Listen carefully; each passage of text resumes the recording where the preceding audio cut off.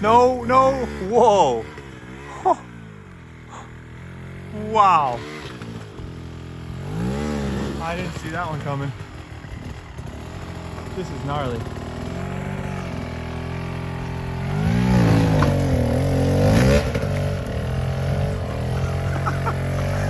This is probably the coolest thing I've ever seen Captain do right here.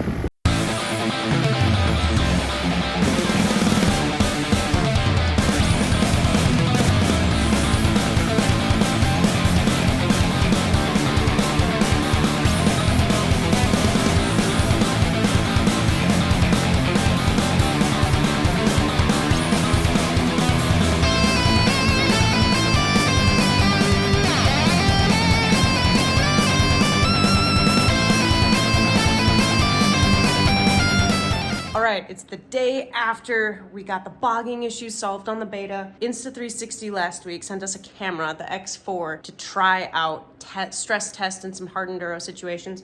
So we're gonna go to the enduro turn track and then we're gonna go to easy up. We've also got the drone out. So today's just kind of like camera fun day. And also I'm gonna be working on rocky sections and just keeping my weight back, keeping the flow going and trying to get a gear up. But we're gonna test the Insta360 X4 against the DJI Action 4. I have a GoPro Hero 13, but the first ride out without the case, we lost the cover that keeps the battery in place. Not gonna be testing that, but I have already tested it previously and I like the DJI quality better than the GoPro. But other than that, they're pretty much the same. So Sam's gonna be drone pilot today.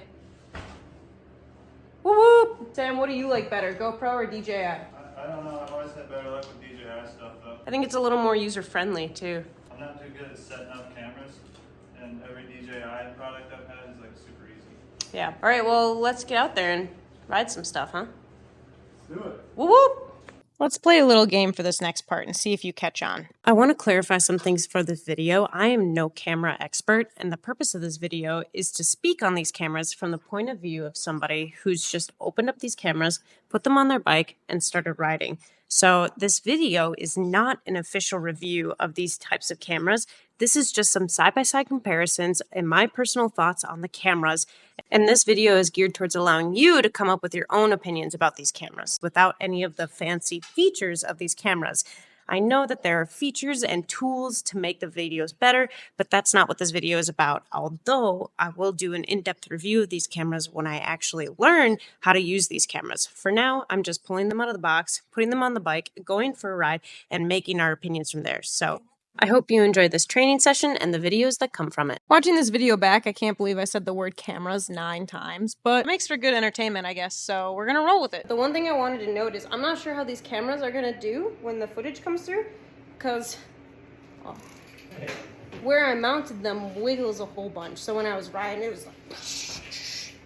So I'm really interested to see like which camera has the best stabilization. One of the first things that really stood out to me when I watched the footage back on my phone, not side by side like this, was how much more stable the Insta360 appeared to be. Since it's a 360 camera, the view actually just stays in one spot and you change where the camera's looking in the editing, which I'll show you in a little bit.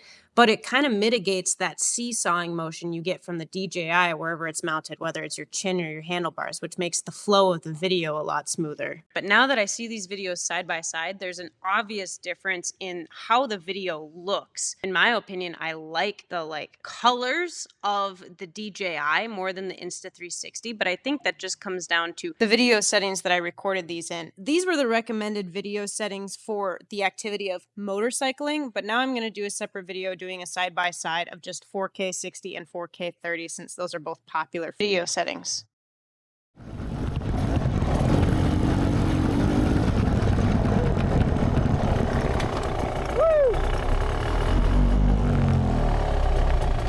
That was exciting. Brad, I'm actually...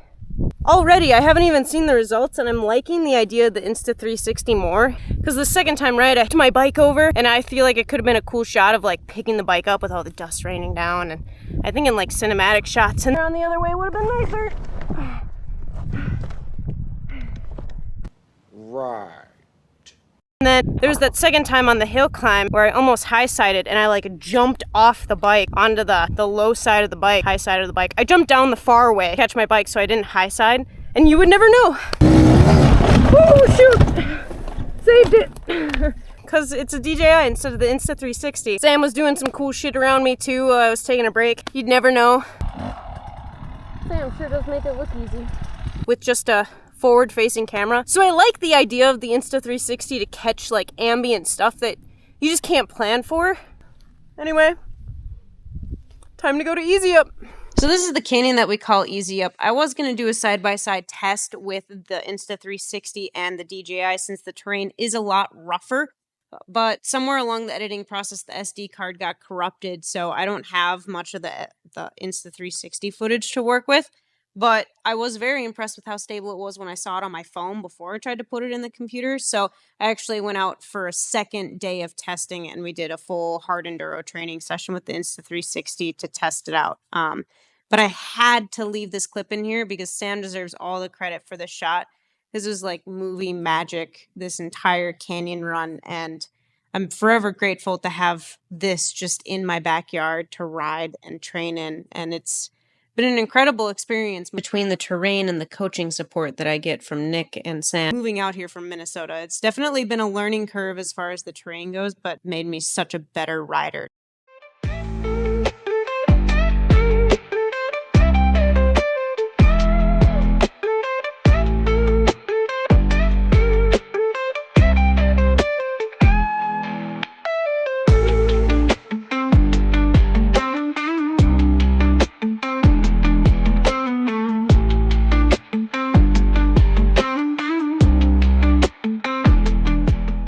So I tried to find a more stable place to mount the cameras, so I brought out some old GoPro adhesive mounts and put them on my fenders, and I cut the adapter that Insta360 sent as part of the U-bolt mount kit in order to fit the Insta360 camera into these GoPro mounts for the second day of training. So I had a little bit of a glitch with my brilliant idea to put GoPro mounts on my fenders, because the problem is this is like the GoPro adapter, right? I cut it off. And it's got the little screw on the top, which is what I planned for, except for the Insta360 screws in, not out.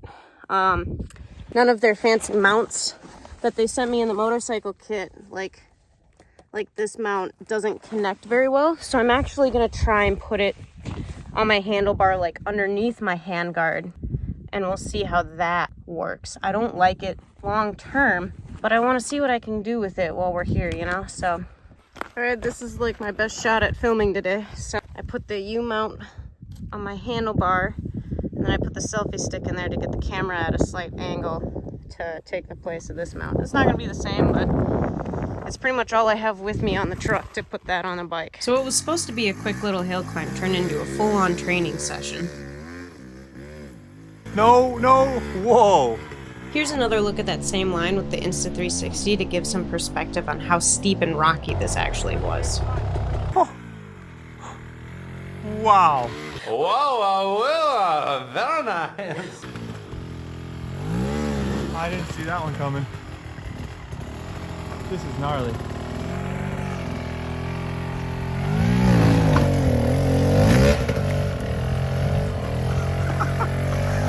This is probably the coolest thing I've ever seen Catherine do right here. Bring your front end over. So this video actually breaks down more into a real hard enduro training session out on this hill. It makes the video a little longer, but I hope you enjoy it and you get something out of it. Now check out where I can't believe you went up that right there. That's probably the gnarliest thing you've ever rode your dirt bike up. That's gonna be tough to go up from there. It's gonna take a lot of energy. Look at this one, this is really solid. That's pretty solid. You could just about get your front tire right there and really ride over maybe to like somewhere in there. There you go. Yeah, it's really gonna lock that tire in now. Yeah, it's gonna lock that tire in. The front is, you're wedged in. So now what would happen if you stood on the other side of the bike and just pushed it from the high side?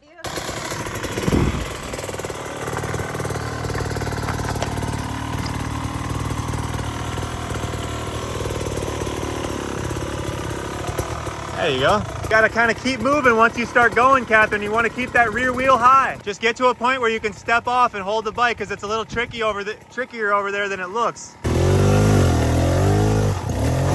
Yeah, you're good, you're good, you're good. So this particular spot was really tricky because it's off camber and there's actually a slot on that big boulder where I'm at. So my rear wheel was actually falling under that big boulder. So I was trying to get my front wheel up on top of this big rock in front of me so I could swing around and get out of that little slot, which, as you can see, was really hard to reach.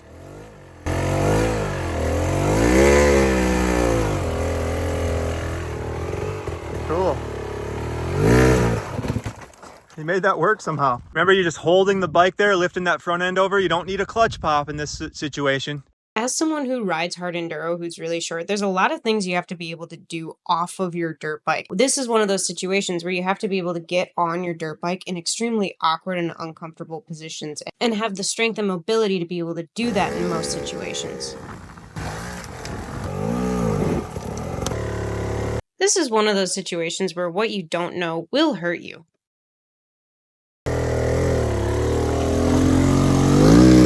Yeah, I had to come help for a second because this rock right here, Captain. In case you didn't know, this is the trail I came up. Now you got to get above that. What'd you do that for? Catherine's trail has been compromised. It was right about this point where I was getting really fed up with having my rear tire kicked out all the time, but that's just kind of how this hill rolls, is it's so loose, it's so crumbly, it was so hard to actually get going anywhere. Perfect. Let the clutch out faster.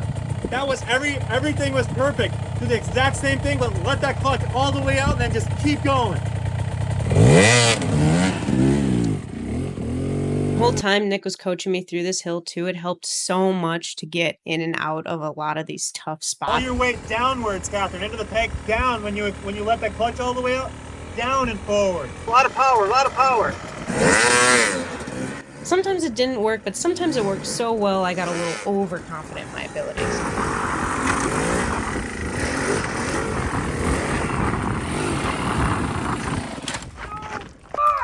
But you had it though.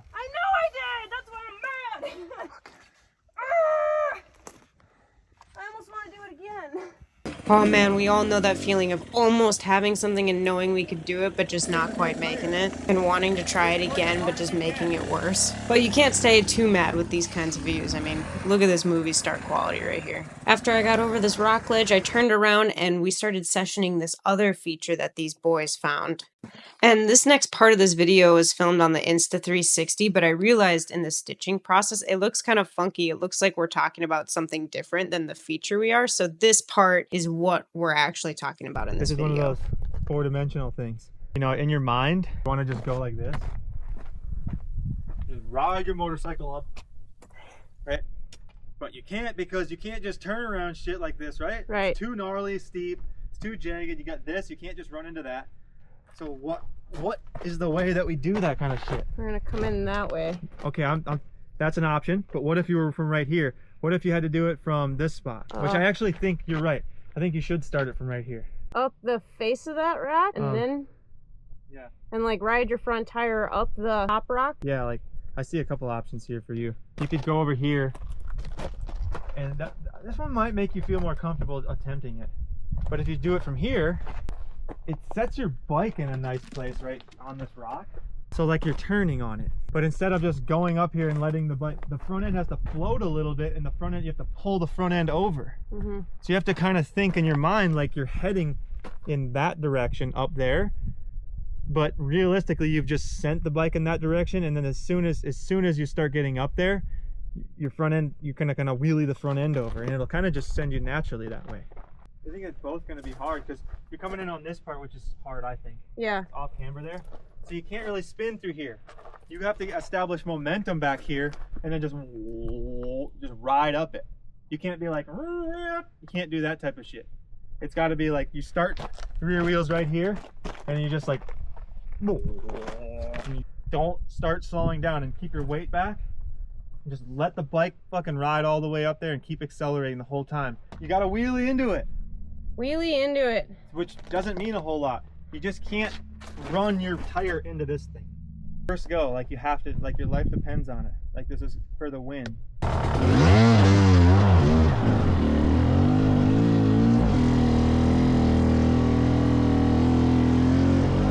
Now, I'm not a big fan of having the Insta360 sticking out of my bike like this, but it hasn't really been an issue. It's kind of tucked into the front fender so it wouldn't hit things like my handlebars would. Granted, I haven't crashed on it yet, but it's great angles for being able to look at yourself and your surroundings, and I haven't had an issue with it being in my point of view yet. Like, I really thought it would bother me while I was riding, but I really can't see it.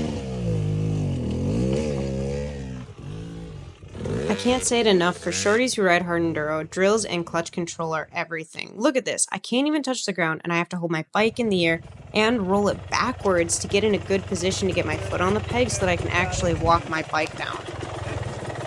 And of course, what kind of ride would it be without a wheelie? Or a wheelie fail. Guess I need a new fender. When we got back from our ride, I gave the boys a quick demonstration of what I've discovered using the Insta360 app and editing the footage. And I have all of the footage that we did. So it's got a little time track here. Yeah. And the camera just looks one way. So as I ride, the camera's gonna stay pointed in one certain direction. So you actually just tap the screen. Oh, that's cool. And you can. So can you choose like what you're gonna see on the video? Can you be like, this is what I want in editing, or? Yeah, so right here, so on this time track, see this little plus button? I hit the plus, and now it's gonna be right there. And then I can spin it around to look at me, and I slide along the time track to when I want it to look at me, and I can put it right there while I'm making this face. And then I can slide along the track again, and we can be like, what is Catherine struggling with? And we can point it down at the rocks. It's really interesting, actually. It's pretty cool. And then we slide back on the track to where those little dots are, tap the screen to hit play, and you'll see it automatically, the camera will start to move to hit those frames. And then it'll go back to where you want it to. Yep. Where you That's split pretty it. cool. Yeah, and it just follows all those little dots. Even though this is Instagram mode, I was like, oh man, I gotta put the camera horizontal if I want YouTube video modes. It actually can just automatically make it That's a pretty interesting. YouTube video, even though the camera was upright. Because it's a 360 camera. We just do anything. Yeah, so you don't need like the horizontal mount to get So a if you YouTube didn't get video. something, capture both. I don't know this. Screen and screen type stuff where you can see both angles at the same time. Yeah, I guess so. Is this stuff free with the 360? Yep, the app is free. There's all sorts of tutorials in here that show you how to make all these different videos and such. If you want to erase this section to this section, you can just cut that straight out of the video. It's easier than a lot of stuff that we. It just sounds like just like anything, you just start messing around with it until you come up find the things that work for you or whatever. You can use it so that it's not a 360 camera too. There's a way to shut off half of the camera so that it's just a forward-facing camera. If you put it on your chest, that way half the camera isn't just your chest. So it's basically can be used as a GoPro. Yeah. But then does it look all fisheye lensy like it always does, or does it kind of just go back to like regular camera mode? Ultra. You can change the lens. Yeah, cool. Perfect. So you could use it like just a normal camera. Yeah. It looks pretty easy to get it to all that too, and the screen's big enough you can actually. You can touch see stuff. what's going on. Yeah, I want to just try it just for like a regular video. The boys and I had a pretty lengthy discussion about these different types of cameras, but this video was already getting really long, so I just want to say thank you for taking the time to watch this video. If you liked it, please make sure to like, comment, subscribe, all that jazz. It helps keep me motivated to make more Fun Guy reality TV. And if you're thinking about getting one of these Insta360 cameras, they did actually give me an affiliate link after I made this video, so I'll link that down in the description below. I hope that you got something out of this video, and I'll see you on the next one.